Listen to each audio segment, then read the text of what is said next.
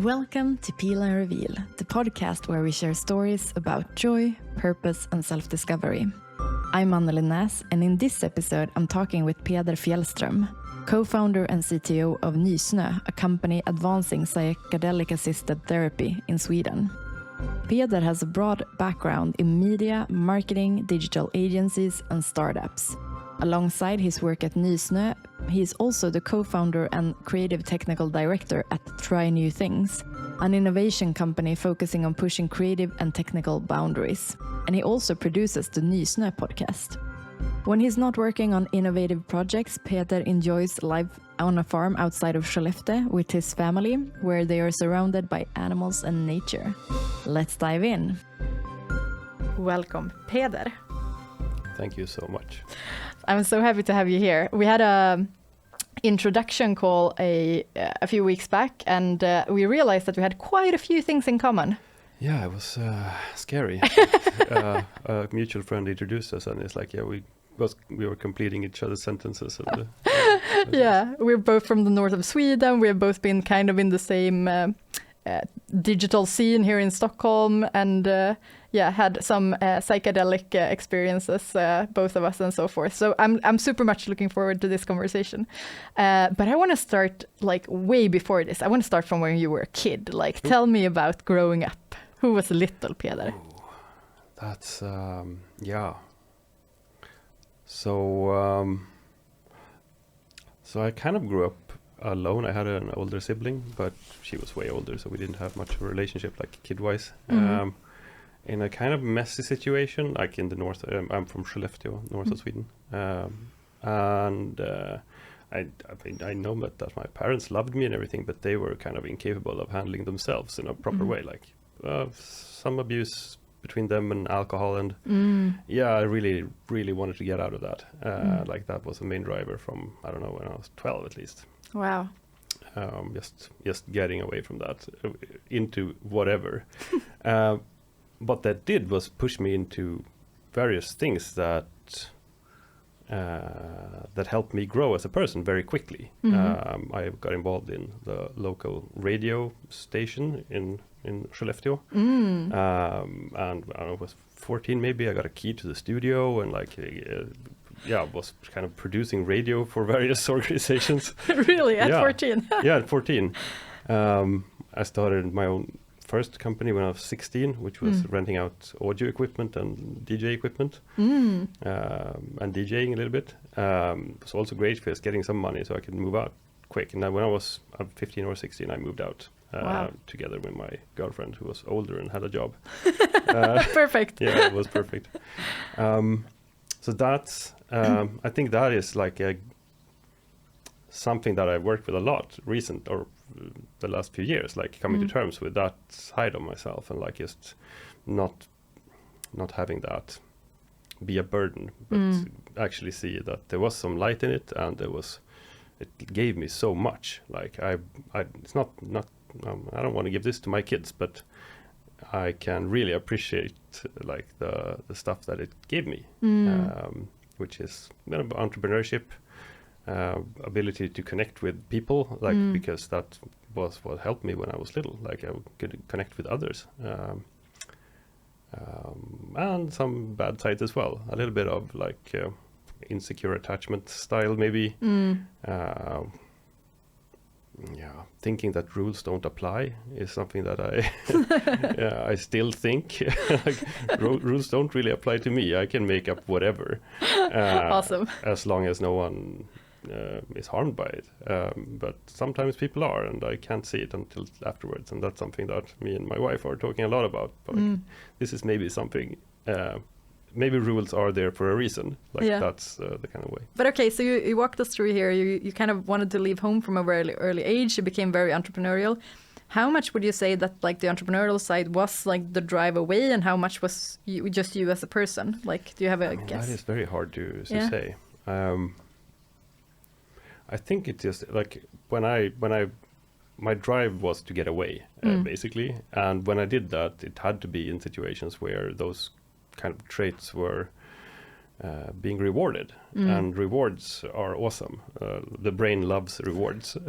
Yeah. So I think that just helped that part of me grow stronger. And yeah, it's hard to know what's. That's the really old question about what's. The chicken and the egg. Yeah, what is a born trait and what's a learned thing? It's really hard to say. Yeah. Yeah.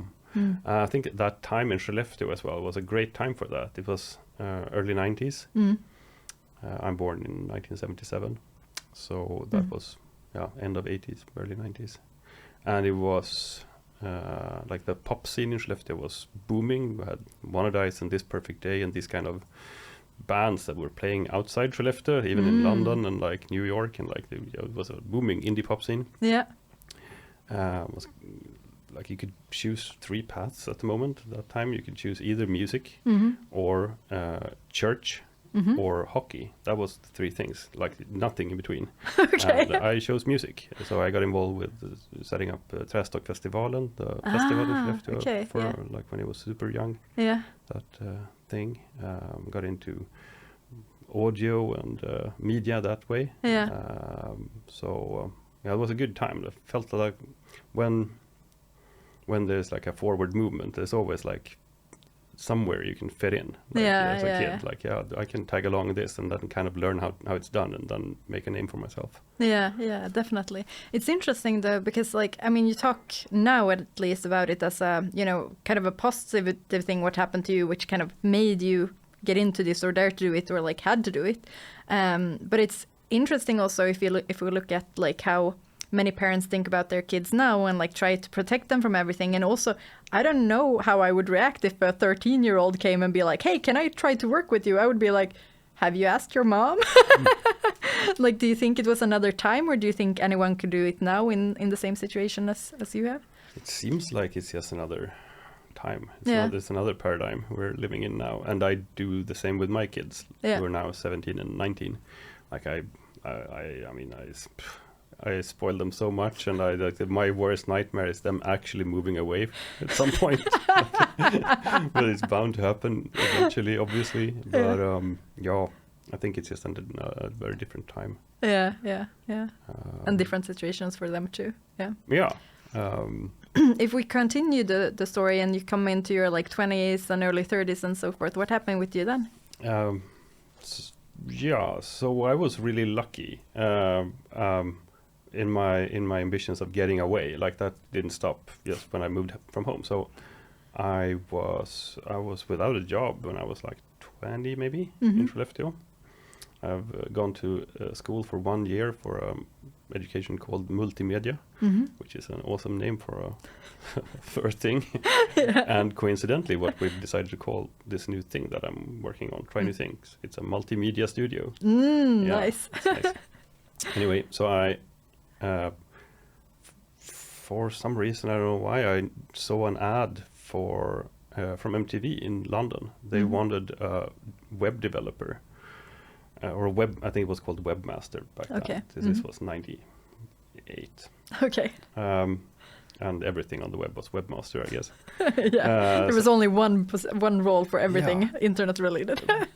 And it wasn't, no one knew what it was, and I barely knew anything. I'd done a couple of home pages by just viewing source and copy and pasting stuff, and I can kind of I know how this is done. So awesome. I applied for the job and got it. Wow. Which took me to London. So I lived in London for almost a year with a super crappy pay, and when I got there, it turned out that they'd written the ad for the job wrong. So it was half-time web developer or webmaster and half-time writing news for MTV News for the Nordics. Okay. And I had no experience at all with that. So that was quite a learning curve.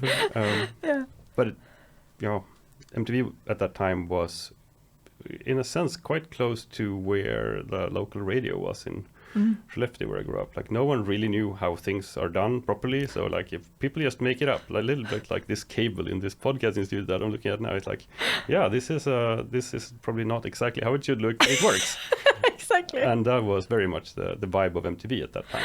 Yeah. No one really knew anything, but it was just a creative force. Yeah. And people from all over the world gathering in this place with almost no salary to make stuff. Yeah, and people believed it in a sense. MTV was kind of cool. Wow. So it was a good period. I barely spoke English, which was obviously an obstacle, which made it really hard to have a social life. But I love it. You come to London for a job you don't really know how to do. That turns out to be something else, and you don't really speak English, and no one knows what they are doing. Opportunities. Very good opportunity, and I mean, I learned so much from that. How did you continue from there? So after about a year, I wanted to move back because London is so expensive, and I realized even if I have like a normal salary here, it's going to be it's not going to be pleasurable. So I moved back to Stockholm, started working quite close to this studio actually on a place called Pool. It's an ad agency. Yeah. Worked there just for a couple of months, and then MTV decided to open up MTV Stockholm. So they contacted me, and I started working there and worked there for almost 8 years. Wow. For MTV in Stockholm. Yeah. What did you do during that time? So I think that is between 2000 and 2008, where it's kind of, I think that is when the web kind of got formalized into something. Like you can have someone working with only web design. Yeah. You're not just a webmaster. So that it grew into, I think I ended up running the department called MTV Interactive or something for Nordics. But it was mostly development and like making sure that everything works and building ad things or sponsor campaigns and that kind of stuff. And what's interesting about that time, I think the same was true for MTV Stockholm, for MTV London, is that no one really knew what they were doing. Everyone was like 4 years too young, maybe in all departments. And it just made everyone very close. From just those years working together, those are still like people that I follow and have meetings with. A couple of weeks ago, I was in Stockholm. I had meetings with new potential clients for projects, and I don't know exactly, but easily half of them are people from that time who worked from MTV with me. Yeah. There is something in I was a bit too young to be like working during that time, but there are some places, some workplaces and some situation where you kind of like, you just get that sort of vibe where you're kind of together for life. Yeah. Exactly. I think it's just it's about going through something. Like I think if you've been in a car crash with someone, it's kind of like create a bond that is super strong. And this is not quite that, but it's on that spectrum anyway. I like comparing 8 years at MTV with a car crash. There's a lot of uncharted territory that you figure out together with people. Just working together. Yeah. How were your mental state during this time, and like how were you as a person in all of this? That is really hard to say in hindsight. But I think I was kind of operating on some kind of autopilot. That's what I feel like at the moment. Things were just happening and I was rolling with it. I didn't question a lot of things. I don't think I was like fully conscious about what I was doing. At the moment, I'm thinking about one of my dogs, my pug, who is obviously he's a pug, he's not super intelligent. I think it's pretty much the same experience. I'm just, there's food. Here's now it's time to sleep. Now someone wants something, and then I do it. So very much like that. Which I think is a kind of a good place to be, to be honest. To be honest, I wish I could go back. It's easy. Maybe it's not living life fully, but it's very easy. And it's fun. It is fun. At that, this is about where I met my wife as well. We are from the same town in Skellefteå. Mm. But we didn't really know each other then. We lived in London at the same time, and tried to meet up for coffee a couple of times and went to some parties together. Mm.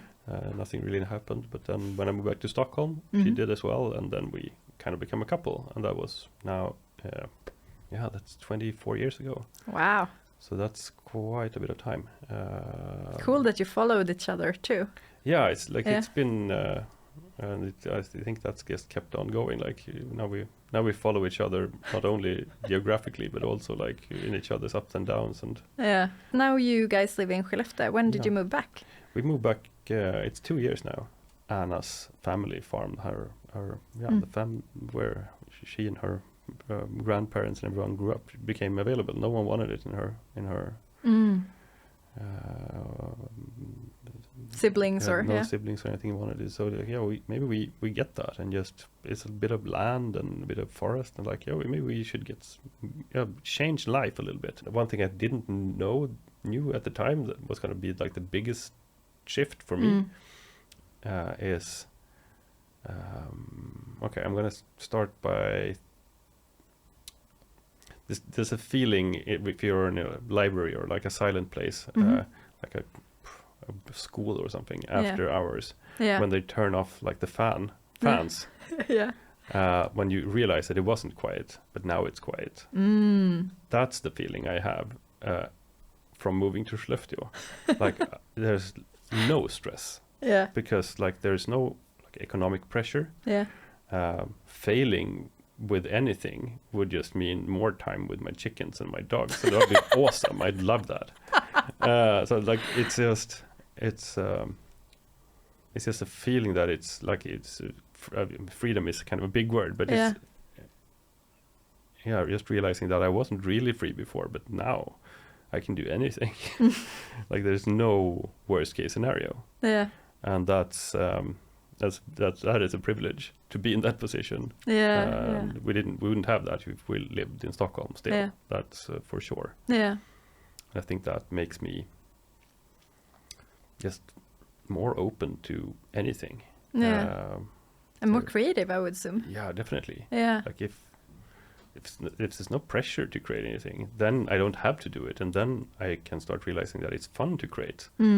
That's a completely different mindset.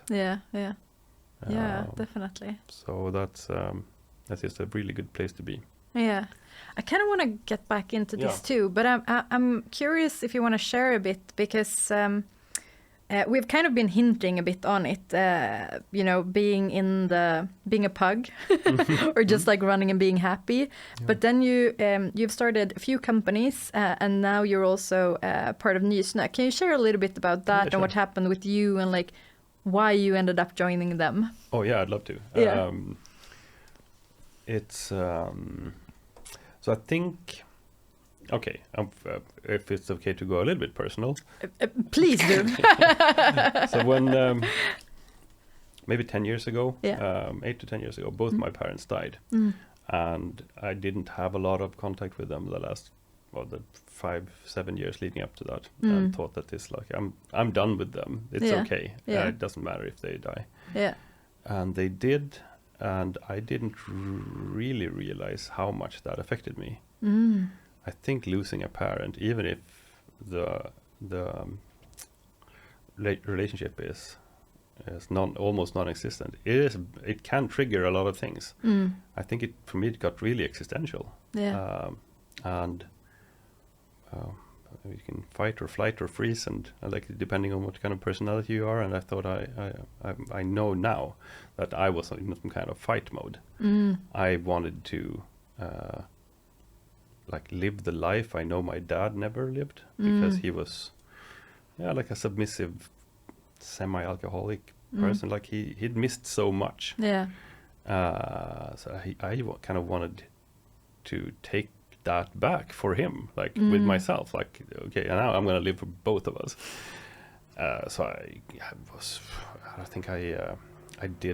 had a few years that were kind of messy. I started going to music festivals, got into rave culture, like very like maximalistic lifestyle, which was obviously super fun, and I know that it's shown me quite a lot of things that I appreciate. But it's not a healthy lifestyle, and after a couple of years in that, I realized that maybe there is something in this space, but maybe it's a way of doing it more healthily, or in a more positive way. So I took a yoga teacher training, and which I know you've done as well. I'm just laughing. We have to change a bit of the story, but otherwise we can put our timelines next to each other. They will align perfectly. And I think that was great. I got super into yoga for I don't know, a couple of years. Like that was mainly what my life revolved around. And the years leading up to this, after MTV, I ran a web agency for 11 years called Earth People, which is lovely, and I love the people there. It's still one of my closest friends. Was the yoga during Earth People or after? It started at the end of Earth People. It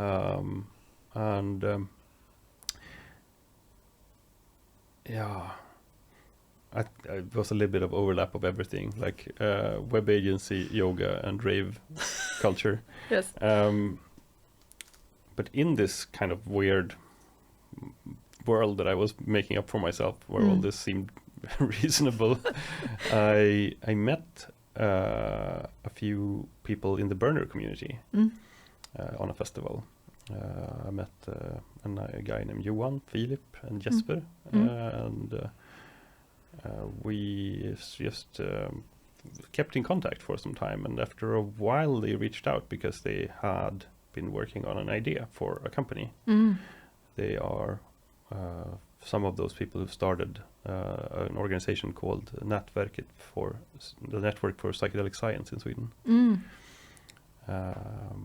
And they wanted to see if I could help them somehow to make this into a company, because they didn't have experience with running companies or making up stuff, like in creating stuff from the imagination and putting it into the real world in this way, exactly this way. And I've done that with many companies before, some successful and some not.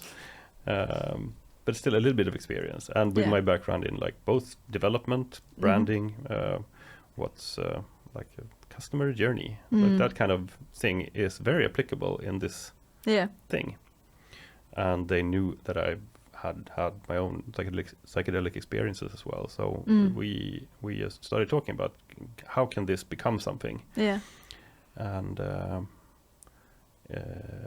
that was back in 2020, I think. We had sort of an idea that maybe sometime in the future we should be able to create some kind of retreat programs for Swedish people. And 6 months after that, we'd done the first retreat programs for our friends and family, like a pilot. Excuse me. And we started selling this as a product. Like this is now normal. Just saying that this is now on the market, and people. Weirdly enough, we didn't have a lot of like setbacks with or people questioning this that we know of. I mean, these other guys are licensed psychologists and also a medical doctor. There's a bit of like it needed to find its way. Like this thing needed to try what it could become. And I think if you compare like the first couple of things we did with what we have now, it's quite similar. What we do is the product is with Nysnö is a safe and legal place to explore yourself with psychedelics. And we do it in a group setting with around 12-13 people. We have a 2-week preparation program, or it starts with a 2-week period of time here in Sweden and on Zoom, where we do preparatory work and make sure that people get into some kind of vulnerable and authentic state, and also get to know each other a little bit. After that, we have 4 days in Holland on a beautiful farm. We we're mostly at the same place. It's a wonderful place. They have birds and dogs, and it's nice. Nice. So with 2 psilocybin sessions. The first is so people can get a little bit of feel for what it is. Most of the people coming to our retreat programs are psychedelic naive people who have never tried it before. So the first session is more. It's an okay dose, but it's not the dose. Okay. To get a little bit of feel for what it is, you have a rest day, which is usually really good because that is where people start to open up to each other about where they are in their process and where they're there and stuff. Yeah. And most people have never done that. Yeah. Which is, the second day, which is like the day without the dose. Many people rate that as like the big day. Interesting. Because that's actually the preparatory work creates a space where people are able to open up to each other. Yeah. And just trust that it's going to be okay. Anyway. Yeah. So that with that container, when people are in that space where they actually trust each other, themselves, the process, and us, we invite them to a much higher dose on the second ceremony. Okay. Yeah. And that's on the third day. That's on the third day. Yeah. And the last day, 4, you go home to Sweden. Then we have 2 weeks of integration therapy. Yeah. And integration therapy is about taking everything that you've seen and been through and see how that can be applied to your life. And that is where you have all the gains, because everything can't be a retreat. It needs to, things need to be put integrated into your life as well. Yeah, exactly. And most of the time, if we can get just 1% of what happened to you during the retreat into your life, there will be a little bit of a change, and that will echo and it will get bigger. Yeah, definitely. So that is the retreat program that we're selling, and we had about 40 retreat programs so far. Around 400 people going through it. Wow, that's cool. Considering I assume that most people are Swedish. Yeah.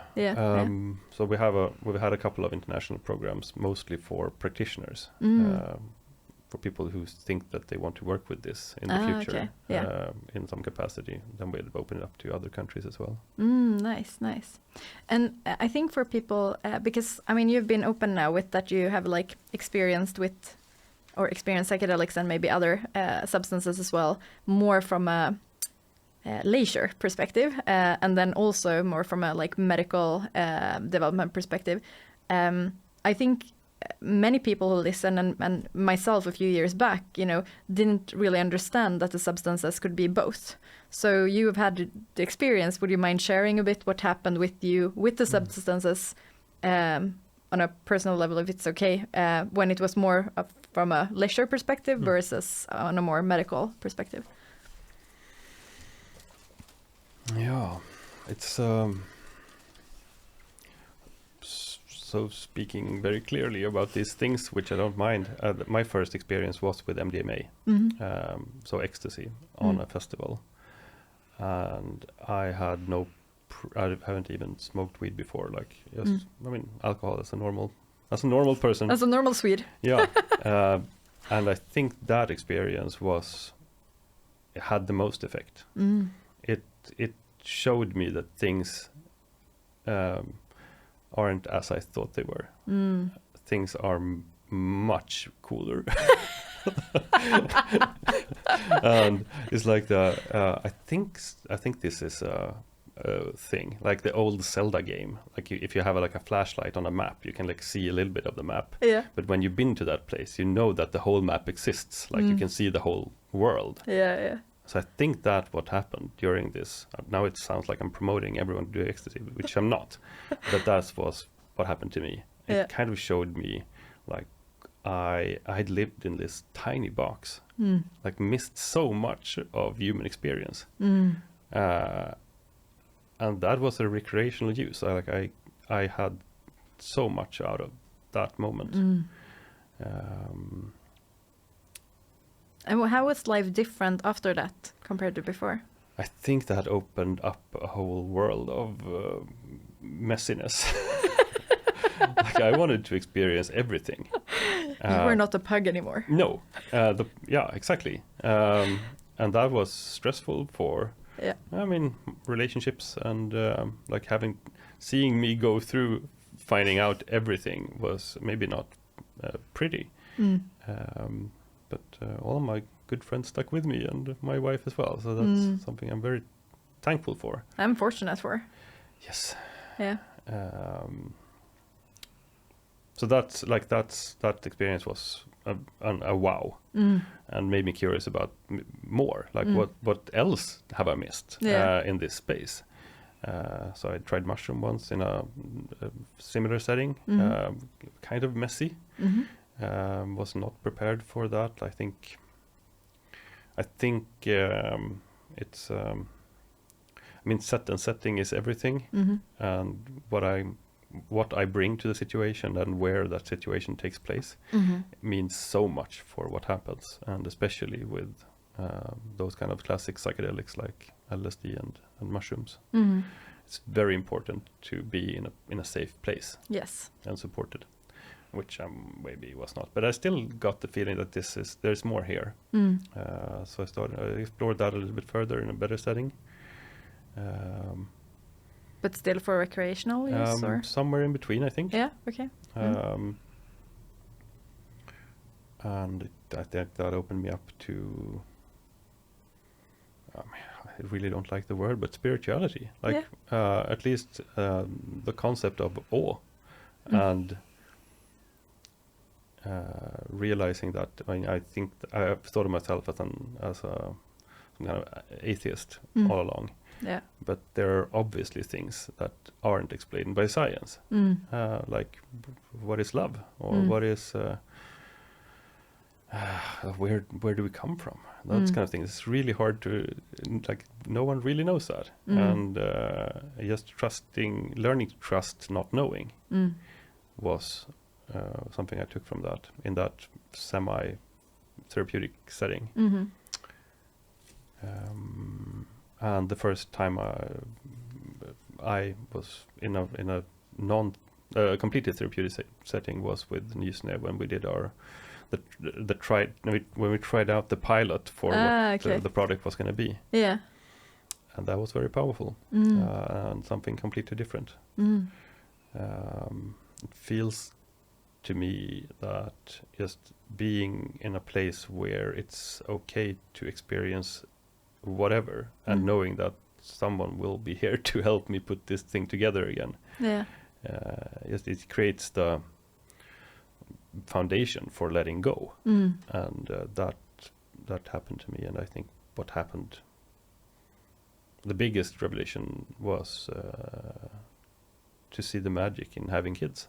I mean, obviously, I know that I've had kids. Like I've seen them and I've handled them, but I've never fully appreciated them until that moment. Like it's like the wonder of kid was, and I know that it made me a better dad, and so there are things to get from that space, and I'm sure there's even more. Yeah. Have you had clear intentions when you've gone into your sessions? I mean, obviously with Nysnö maybe, but before, did you have I wish to get the answer of this or anything similar? Yeah, sometimes. Yeah. Not sure that is where it's ended up. Never for me, but I've had clear intentions, and somehow down the line, 6 months later, I was like, oh yeah, it actually did answer that. Weirdly. Something like that, yeah. I think it's another yoga word here, but manifestation, or healing culture word. But we have a lot of those in this podcast, so okay, yeah, it's okay. Yeah. It's also good to know that there are it's a paradigm, healing culture. That's something you can be in. I think so. That's fine. Yeah. But it's just knowing that it exists and other things exist as well is pretty good. But just manifestation. I think that's what it's about. Setting intentions, knowing that you want to do something and just expressing that actually makes it happen. Yeah. I think that's how it's supposed to work. Yeah. I haven't really gotten that to work though, but it showed me other things. Yeah. So this is since I'm a web developer at heart, I think of this as like, I think that I'm going to be in my home folder and restructure some things. But it ends up that I'm root on some other Linux machine all of a sudden. Awesome.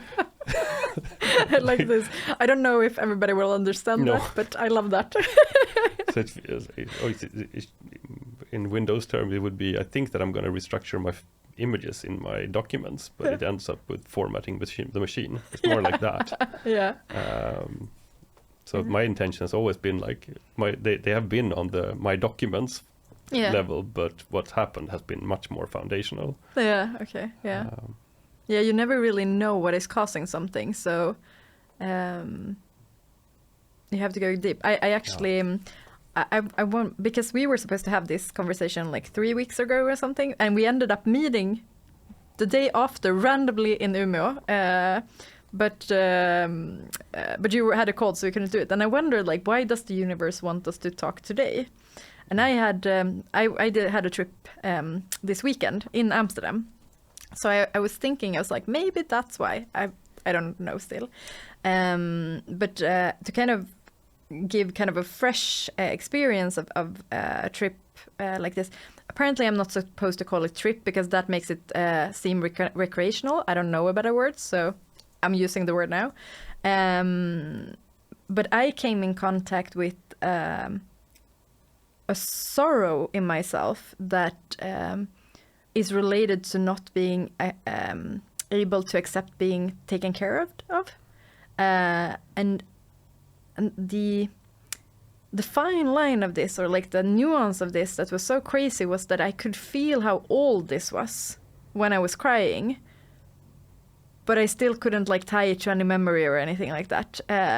And when you're saying like reprogramming in the root or whatever, it kind of makes so much sense, because in many times when I've been taken psychedelics, I've had very like clear visuals, or like I've seen memories, or I've felt stuff in my body and stuff. But this one was a bit different, because it was just like it was tears coming out from somewhere within me that I didn't know existed, kind of. Have you had any sort of similar experiences? Yeah, I had those kind of experiences, and I think it's hard to know if they are to be trusted or not, like, or if it's just random things. Yeah. I also with time have started questioning if, because it seems to me that regardless with what I'm experiencing, it's the week afters that it has some kind of impact on me. Yeah. It's like I experience something.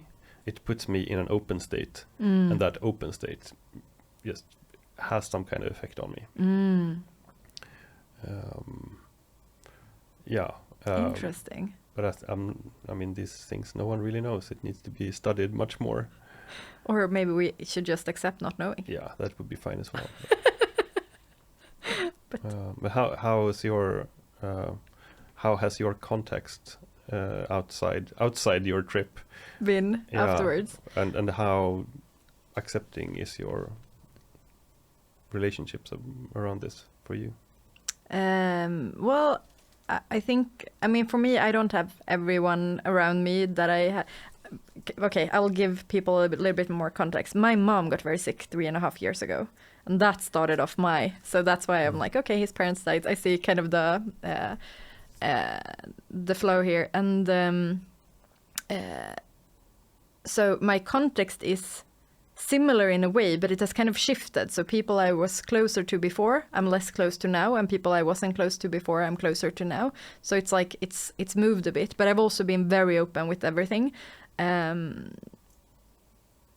Partly also because for me, and I don't know if this is growing up where we grew up, or if it's just me or my family or so, but like the idea of taking any sort of substance was like impossible up until 4 years ago. Like it was not even on my radar. Like I would never be open to trying anything, and now I'm very, very open about it. So it's been quite a shift, and I'm super thankful for like daring to walking down this path. And with that said, I would never recommend someone trying it who is not ready for it ever. But I would encourage everybody not to judge it. So that's all I'm asking for in this. So that's why I'm also saying that, you know, you are very fortunate to have like everybody around you. That's actually awesome. Yeah, Thank you, exactly. everyone. That's something. Yeah.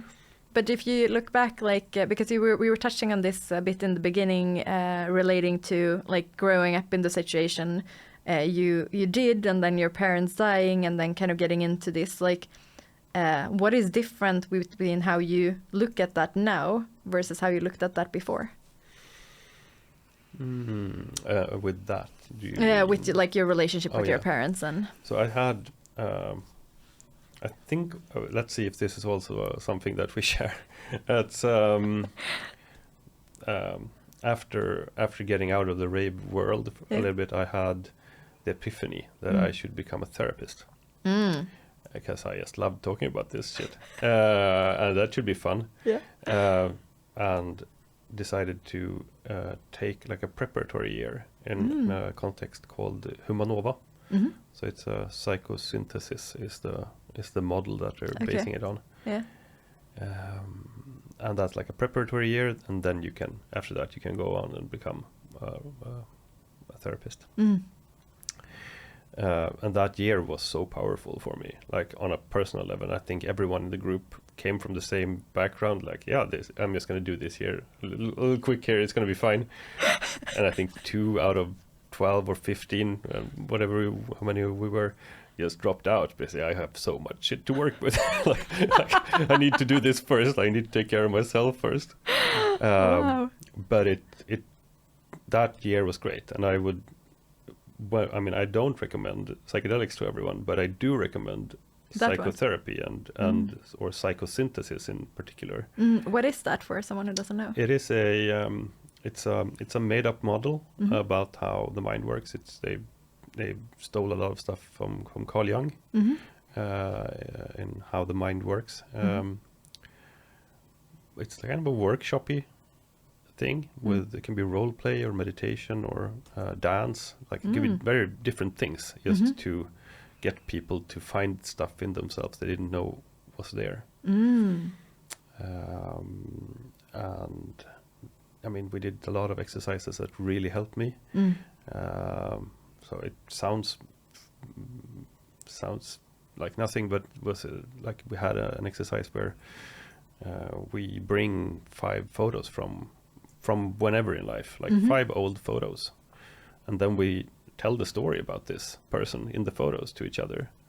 And that it actually is like, this is me sitting and hugging my dad. And like, I haven't thought that I actually did that really, but apparently I do that in this picture, and that must have meant something. So like, it's a way of creating a richer story about how I grew up.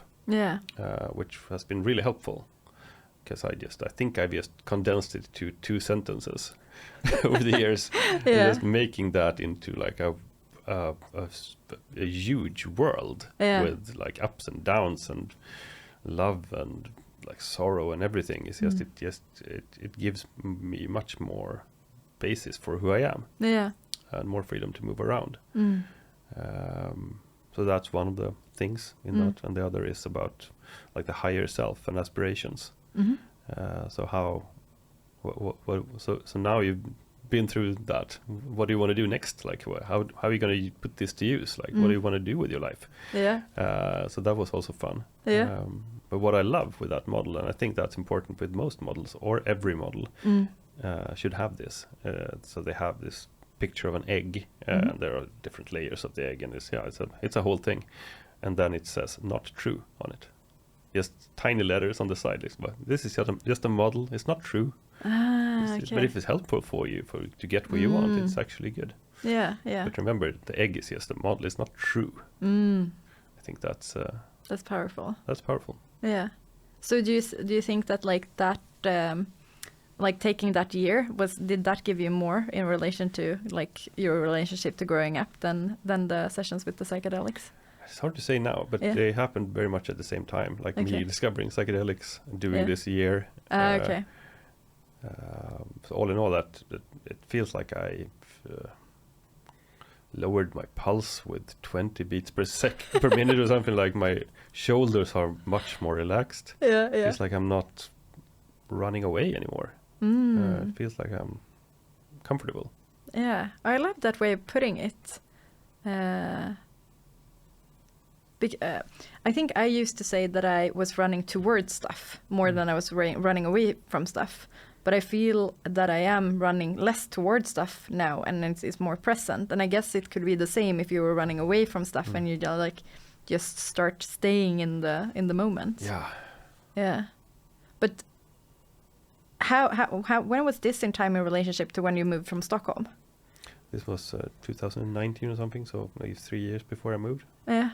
How was it being in Stockholm while doing this? Because for me, I've done a lot of work while I've been here, but I've also been away for 7.5 months, and I just came back, and it's and I'm not saying this about Stockholm in particular, but being in a bigger city, and Stockholm is quite a small bigger city, but in a bigger city still, it's very hard to be present and not be running when it feels like everything around you is running. Yeah. So one thing that helped with that was when I had this web agency and decided to not have it anymore, I sold my part of it to my colleagues and basically got a year of salary in cash. So that gave me some breathing room. I think that was exactly what was needed. Like a way, like a little pocket of time to start finding a new seed to something. I think that was helpful, because like in Stockholm, like you go to work leave home at 8, come home at 6:30 if you're lucky. It's not a lot of time to do anything else except for make a meal or maybe check a Netflix show. Like like there's not really a full life. No, definitely not. And like meditate or get started with a meditation practice. Like how it's really hard in Stockholm. Yeah. And like being away for months are probably good to create a new habit with things. Super hard to make them stick when you get back into something else. Yeah, I can imagine. Yeah. Okay, so you got that year, and like, okay, now I'm guessing. Yeah. But also because I see how we're forming new things, but I'll get back to you on that later. It feels in a way that, you know, you had this opportunity to, or listening, I'm assuming, like you had this opportunity to work a lot on yourself, and maybe that triggered something into like saying, okay, but I want to leave my web agency, I want to do something else. And then getting this time to also get to do that, it feels like you kind of get a new clean slate. I remember being like 19 and my parents had saved me some money, so I could like, I didn't really need to stress into life. I had like some time to like dig into life. They would have recommended me doing other stuff with the money, but still like I didn't need to like stress into getting a super. So you were more free, and you didn't also, or at least I didn't have any like obligations. So I was just free, and getting that time or that like setting in the breathing room that you had in that time, that is amazing, and it's hard to like get that back later in life, but it feels a bit like you got that time again, with also being a bit more less like a pug. So where I'm at right now is we talked about when you were setting up the studio here. It feels like it's really hard to know when I'm working. Because I find most things just fun.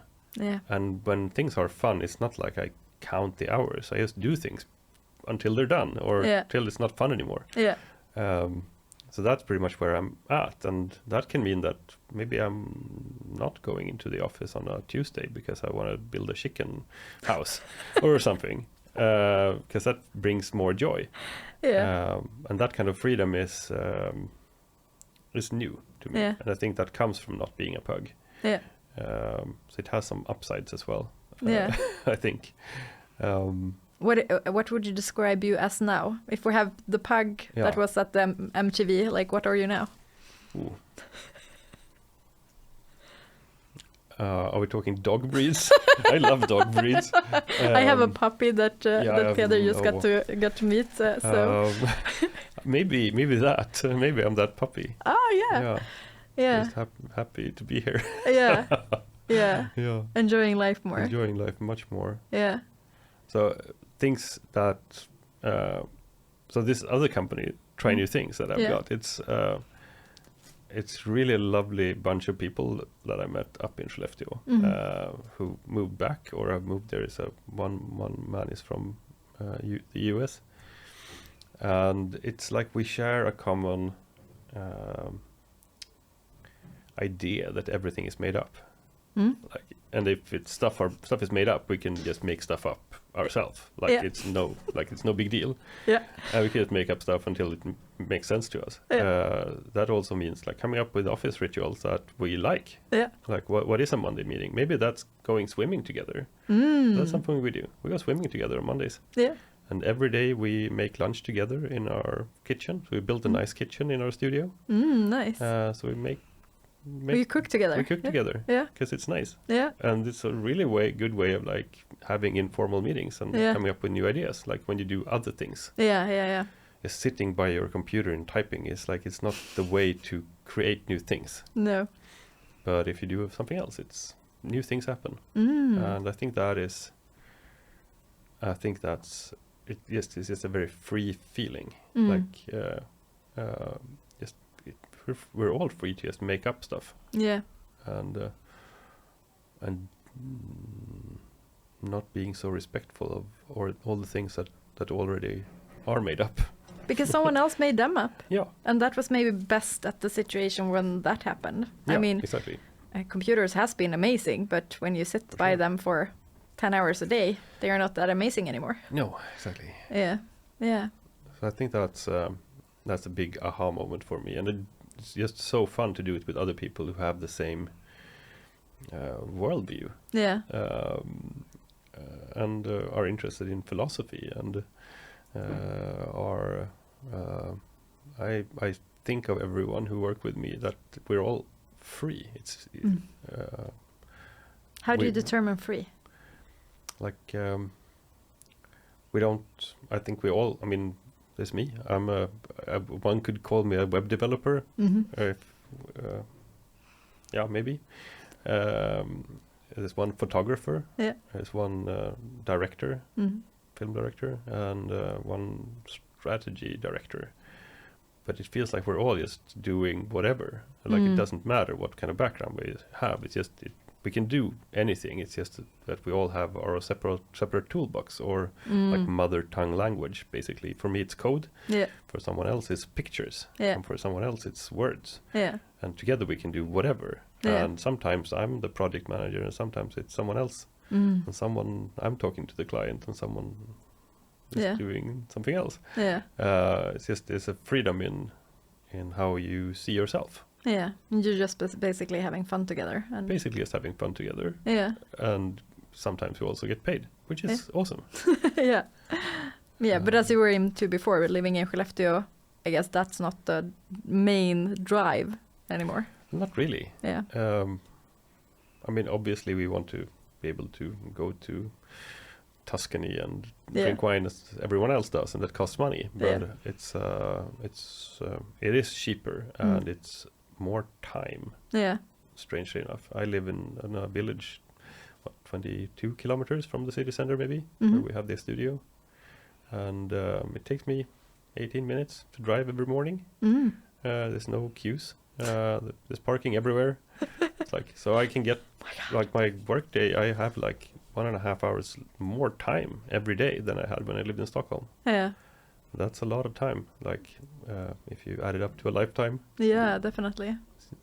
Yeah. So, what do you think have been key things in like going from your old life to your new life? Like, what needed to happen in you, or what did you need to go through to make this shift?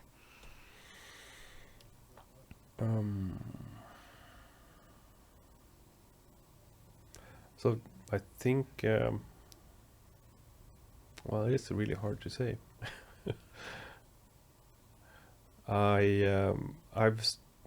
Which is coincidentally not what my role in this podcast is, because now I'm talking about myself, but I've basically stopped talking about myself. So this was an interesting situation. Yeah. Before, it seemed to me like it was important that I had done certain things and I can talk about them, but now it feels more like a we, or things have happened and I was part of it. So it's a little bit less ego in me, which is just nicer. Yeah.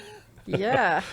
I think it takes the pressure off situations. Like it's not like I want to get something out of this. It's more like there are things happening. Yeah. We can do things together. Yeah. I'm not sure if that makes any sense, but it makes sense. I'm not there, but it makes sense. I don't think I'm completely there either. But it's something has shifted that opened that up a bit. Can you track it back to what it was, or like how it happened, or? Not really. No. I mean, one could create a story, I guess, where ego dissolutions through psychedelics could have helped with that, but I'm not sure if that's true. No idea. Yeah.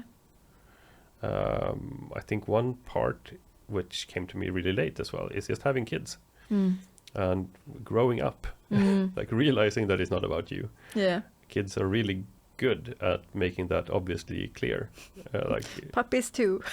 Yeah, it's not about me. No, it's about someone else for many years. Yeah. And it took me a few years to realize that, but yeah, now it's obvious. You mentioned that in the psychedelic trip that was one of the clear ones. Like, is it possible to describe with more words than just the fact? Yeah. So words are usually tricky when it comes to these things, because like the whole language system is not present. Yeah.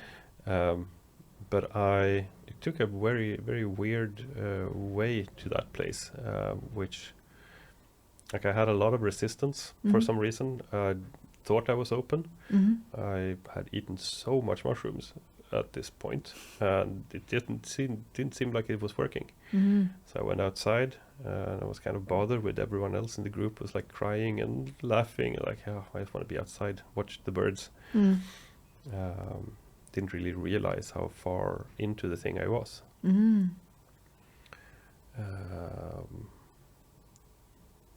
There was a moment where there's a lot of cornfields in Holland. So I thought it was a good idea to just explore the cornfield without clothes. So I was running around the cornfield without clothes. Awesome. Not realizing that I was actually quite wasted. But they let me do this because it seemed like I needed it, apparently. But after a while, I don't know, hours or so, one of the therapists came out like, we're going to get together the whole group now. So if you want to come in, that'd be appreciated, but don't feel any pressure. Yeah. So I could go in, it's fine. Went down, and when I lied down in that room, I completely lost myself. I remembered feeling what it must feel like being a newborn baby. It wasn't scary at all. It was just interesting, and like realizing that I had some hands after a while. How do these things work? And just looking around the room in wonder, like what is this place? What am I doing here? Who am I? No idea for how long that happened. Then I started putting pieces together that I knew about myself, because the ceremony is about to end. I need to get my shit together. I'm not a baby. Apparently, I need to figure out who I am. So my name is Peder. And then thing number 2 that came to me was that I have kids. And thing number 3 was that they love me. And that is... that was too much to handle. I just became a ball of meat at that time. realizing that maybe for the first time that I have kids and they love me. It sounds so simple, but it's sometimes that's what's needed. Yeah. Apparently. Yeah. So that's how I got to that point. Can't remember any intention or anything from before that, but just like kind of re-experiencing being the wonders of being a kid. Yeah, and also realizing that I have kids. Yeah. That's insane. What even is that? Yeah. How does that work?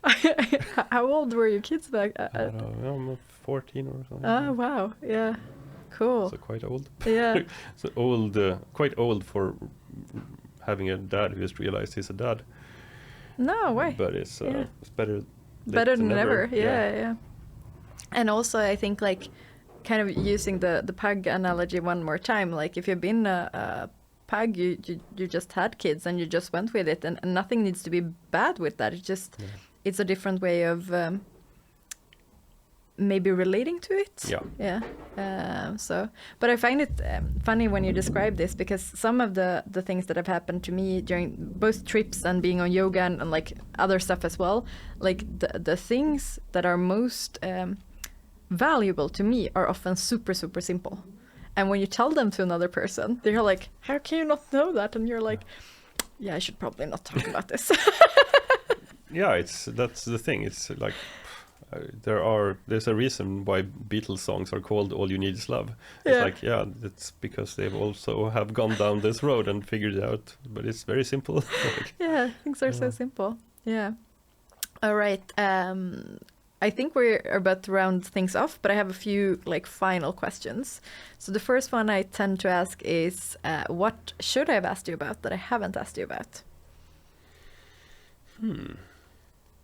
Not sure, but there's one thing I'd like to talk about. Ooh, no, I'm not sure if this is even a thing, but it's something that helped me a lot during this period of time, which just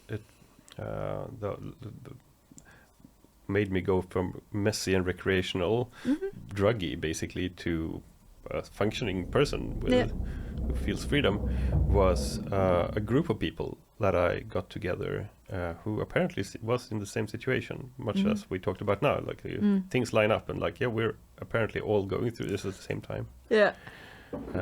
So we were 4 friends who did this together basically. We had some kind of we met every Friday for just 2 beers and after work, just to catch up with each other. And once in a while we went away and had a mushroom experience. And just having that continuum of trust over time. I mean, we still meet a lot, and our chat group is every day blowing up. Yeah. But I think that has been so valuable. Like there's the community aspect of the psychedelic world. If you're going into that, just making sure that there is people around you that understand you, even though you say very simple things or need to try out a new idea that you don't know if it's going to hold up. Or so this is a worldview that I'm tinkering with. That is very helpful. So with Nysnö we try to mimic that that group setting with community work, like just inviting people to meditation circles or integration circles or breathwork sessions, just hoping that people will connect. Because that's so powerful. You need, like, it's very hard to do this alone, like any kind of development work, and doing it together just can make it joyful even. Definitely. How long were that group meeting for, and did you do your trips together too, or was it more that we did everything together. So maybe, I mean, it still exists, but maybe 4 years ago we met. Oh wow. 5 years ago. That's a really nice concept and idea. Then there's the trouble of finding people that are in this exact situation and they're going through the same thing, but things can happen. If you're open to it too. I think the universe tends to deliver what you're asking for. Isn't it a Carl Jung thing with synchronicity as well? Exactly. I think so. So I think that things just happen if you're not standing in the way for them. Basically. Yeah, definitely. My second question I tend to ask is, what are you working with what are you working on with yourself right now? So I have, I think someone would call it like an anxious vibe sometimes. Like I can be too on. Okay. Something that my wife pointed out this summer when we were home, just doing farm stuff for weeks, and like I could not sit still. There was always one nail that needs to be hit with my hammer, or something that needs. Could you sit down for 15 minutes? Like that was her ask. Yeah. And I'm not sure if that's that I am still running a little bit from something. And maybe have a hard time sitting still, or if it's just that it's so fun. So it's very hard to know if I'm fleeing for something or if I'm just enjoying life to the fullest. Yeah. So that's something I'm exploring a little bit. I had a trip this summer where I worked with this, tried out what it's like to be bored and not do anything. Like tried that out for hours, like just was in that space. Yeah, it was interesting. Did you find anything out? Or? I'm not sure yet. No? Well, thank you very much, Peder, for being here and talking to me for a bit more than an hour. It's been amazing hearing your journey. Thank you. Thank you. Thank you for listening to Peel and Reveal, the podcast where we share stories about joy, purpose, and self-discovery. In next week's episode, I talk with Annika Mindberg, a senior teacher in the Rosen method with over 30 years of experience. We will explore her work that has led to help build friendship across borders in Bosnia, making her work not only a personal healing path, but also a peace-building effort. Make sure to listen in.